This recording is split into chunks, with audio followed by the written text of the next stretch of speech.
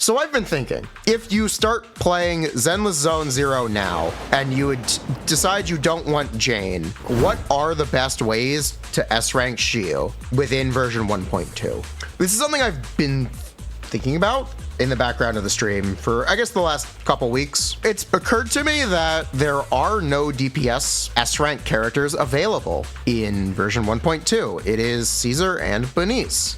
So let's talk about the free-to-play available DPS characters in Zenless Zone Zero, and where I think they're strongest and where I think they're weakest, and whether or not they'll play well with the available characters. So let's start by talking about the two DP characters that are on the banners in the update, which is Piper and Anton. Anton is the game's only real electric DPS, or he's at least the game's only electric attack character. The other electric DPS is Grace, who's much more of an anomaly character. Literally is an anomaly character. So yeah, Anton is really neat. Anton has a mechanic where he consumes energy to enhance his attacks. You essentially always want to be in this state. Because he always wants to be in this state, it can be difficult to play him as a super selfish on-field DPS. That also is a benefit and a downside because it also gives him really strong synergy with Qingyi, who is also an electric character. Anton additionally has a passive that allows him to proc shock damage with his drill attacks. This is not the most impactful passive in the world. It's kind of odd. It's really odd because Anton himself contributes to electric anomaly buildup, which means he does kind of appreciate having anomaly stats, but you don't want to build anomaly stats on Anton. It's very confusing, but yes, that's how it works. Anton also has an engine that gives him energy regen. This is technically not his best in slot engine. Something like the Brimstone or debatably the Street Superstar are better for him, which again is odd. Primarily because his engine doesn't buff his ultimate, and his ultimate hits quite hard. But yeah, Anton also is a bit of a Mindscape cinema level dependent character. Because he's a attack character, the big ones are honestly going to be 3 and 4, or sorry, 3 and 5 for the skill levels. But he also does increase his own crit rate, and he does get damage bonus at M6. So those are really cool. So yeah, TLDR, that is Anton. I don't think Anton plays super well with Caesar or Bernice. So it's a bit odd that he is on banner, but it is also worth noting that a bunch of these Shiyu lineups are electric weak on one side. Maybe not the lower floors, but the higher ones are. So Anton could be the play. Like, comment, subscribe. We're gonna try to do more Zenless content. More Genshin content is coming. Did you know most of you watching are not currently subscribed? You should subscribe. The other character who's on banner is Piper. Piper wheel. Vroom. Beep. Beep. That's my Piper impression. Piper is also a energy dependent character. When I say energy, that's in reference to EX specials, not decibels, which is what's used for your ultimate. Piper is basically a more difficult to play Jane. Piper has really strong synergy with both Caesar and Bernice. Piper is also an anomaly character, so her build is theoretically cheaper than a traditional crit attack character, which is really cool and really useful, especially when you're just getting yourself off the ground. I don't think Piper is a very long-lasting character, but she's certainly not bad. And she's certainly very good very early. So yeah, because Piper is on banner, you will also have access to her Mindscape cinema levels. As an anomaly character, Piper's skill levels don't matter outside of days buildup. So the important ones are M1 and M2, and that's about it. Yeah, that's about it. M6 is also useful for extending the duration of her spin, but it's far from necessary. Yeah, that's really Piper. She's very similar to Jane, but she has an energy gauge instead of like Jane's passion, which is much more of a soft limitation. Piper's energy mechanic is a lot more of a firm limitation. There's a really useful tech when you play Piper. If you don't know, after dodge counters and after quick assist, characters skip to their third basic attacks. So you see if we just start spinning. I'll try spinning. That's a good trick. She starts out really slow and it builds over time. And it will eventually reach this super fast speed. If we let this enemy hit us, thank you, we can dodge. And then the next attack is this upswing, which immediately allows her to skip to the fastest speed. You don't have to do a dodge counter for this, and you don't have to do a quick assist for this. If you go to the upswing, you can just start spinning at the fastest speed.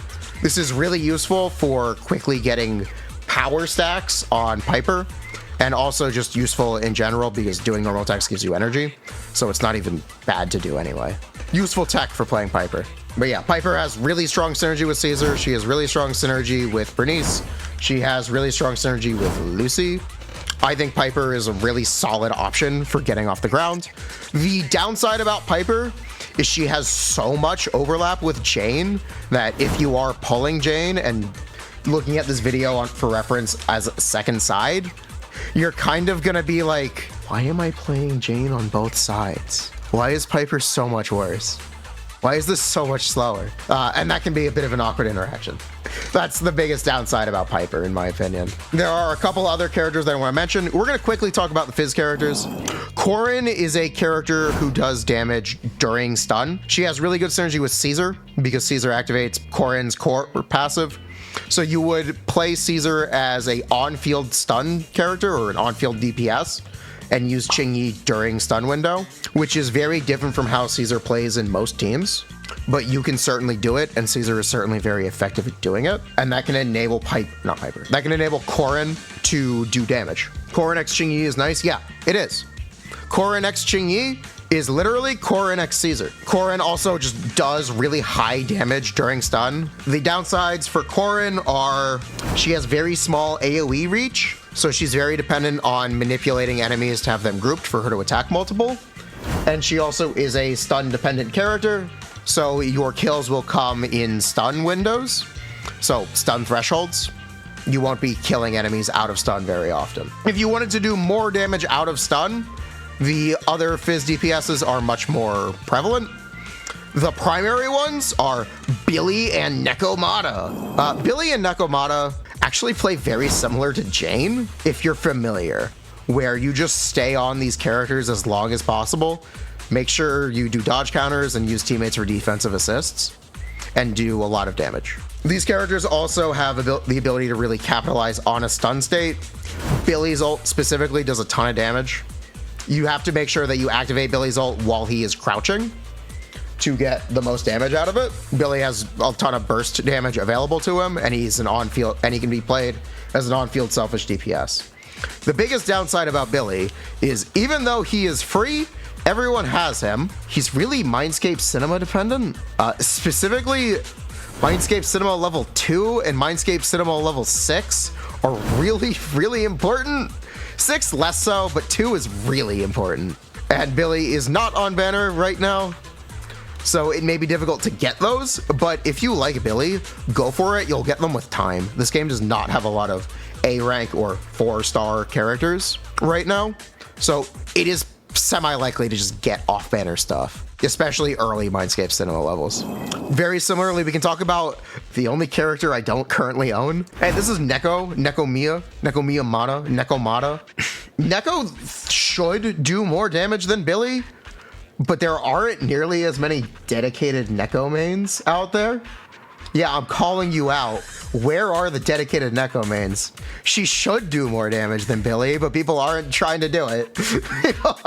A lot of that could be factored because Neko does not hit in the same AoE as Billy, and her ult technically does slightly less damage. She also has a assault passive, which will finally be useful with Caesar. That's my notes about Neko. She's really similar to Billy. She's really similar to Jane, but she's an attack character, where you stay on her, do a ton of dodge cancels, swap to your teammates to do daze damage, and then you have to make sure that you play Neko with a character who can trigger quick assist during stun.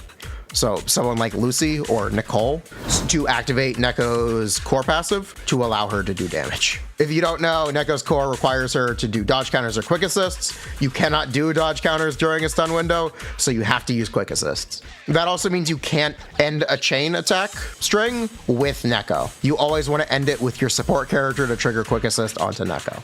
Neko's Mindscape Cinema level 1 is also somewhat important for consistency. Important for consistency with her S rank engine, the steel cushion, if you have it, because otherwise there's no incentive to do this. But what her Mindscape Cinema level 1 does is it gives her bonus damage when hitting enemies from behind, and when an enemy is stunned, all attacks are considered as hitting the enemy from behind. I can speak very clearly. This is not important normally, but it is important if you have the S rank engine, Steel Cushion. Steel Cushion is an engine that is Nekomata's signature. It gives crit rate and it gives bonus fizz damage when hitting the enemy from behind. So all of our attacks counting as hitting the enemy from behind during stun makes Steel Cushion a lot more consistent if you do have it. But yeah, Neko is really similar to Billy. I think it's nice that she's a melee character. Melee characters, in my opinion, are more fun. Feel free to disagree. There are so many people who love Billy. I have nothing but respect for the amount of dedicated Billy stans. I have nothing but respect. You have proven me wrong. I applaud you. Good job. Keep it up. I think it's awesome. So yeah, Neko and Billy are really similar. Some people will say Billy is better. I would say on paper, in theory, Neko should be better, but no one stepped up to prove it, so screw it. If you have M6 Billy, he's better. Standard banner characters in shambles. Hey, yo, guess what? Standard banner characters, there's another one of those. This is Soldier 11k damage. I am currently building Soldier, so you don't have to. This is the one that I chose to build myself because I thought it would be the most interesting. He's also unique elemental coverage, technically. Soldier is also arguably the worst. I'm really not sure about that, though. That's why I'm building her. Soldier is another selfish DPS character. She technically has a passive that makes her do more damage during stun with her basic attacks, but I think you just ignore that and still play her as a selfish DPS. She has really good synergy with Caesar because of that, and she also has really good synergy with Lucy as a fire character because you need to activate her passive. You might be able to play Bunice with Soldier. I'm not super sure about that. That's what I'm interested in testing as well. The enemies that are Fizz weak tend to also be fire weak currently, with the enemies that they are putting into Shiyu defense. So that's the, I guess they're called Maniac class. Enforcers, are they called Enforcers? Treasure Hoarders from Genshin Impact? Yeah, Treasure Hoarders from Genshin Impact. They are all Fizz weak. When they have a white tank top, they're ice weak, and when they have a jacket, they're fire weak and ice resistant. Another test subject. Honorable mention, Sokaku. Sokaku is an ice character. Ice is kind of being put on the back burner. A lot of these Shiyu lineups have ice resistance. So I'm not as quick to recommend building Sokaku as I was previously, just because of these enemy lineups. That does not make Sokaku DPS bad. It's just as good as these other options. So if you have M6 Sokaku, you definitely can still do that. And it's still very good. But I'm not as quick to recommend it because of all of the ice resistance being spread around currently. I will be more happy to recommend Sokaku again in the near future when there are more ice characters available and enemies with ice weakness. Cool stuff. I'll also quickly mention free-to-play support characters that are available are great. Lucy is being given out for free, and Nicole is also free. Those are absolutely fantastic support characters. They are good on essentially any team. Absolutely fantastic. I was blown away when I started looking at calcs for Nicole. She's so good. So yeah, I am interested in seeing if Caesar can elevate a lot. Caesar and Bernice can elevate a lot of these free-to-play available DPS characters to be more competitive with the limited cast. That's what I'm interested in. That's the theory. That's what this video is about. Those are my thoughts on the free-to-play available DPS characters in version 1.2. I hope this helps give people direction, and it might help inspire them to pick a character to build. The intention is to kind of give people a little bit of a prod to help them get going towards S ranking Shiyu defense and making the progress that they might be looking for as they're getting into the game. Because it can be really awkward to balance two sides when there is either one or no DPS option available to you.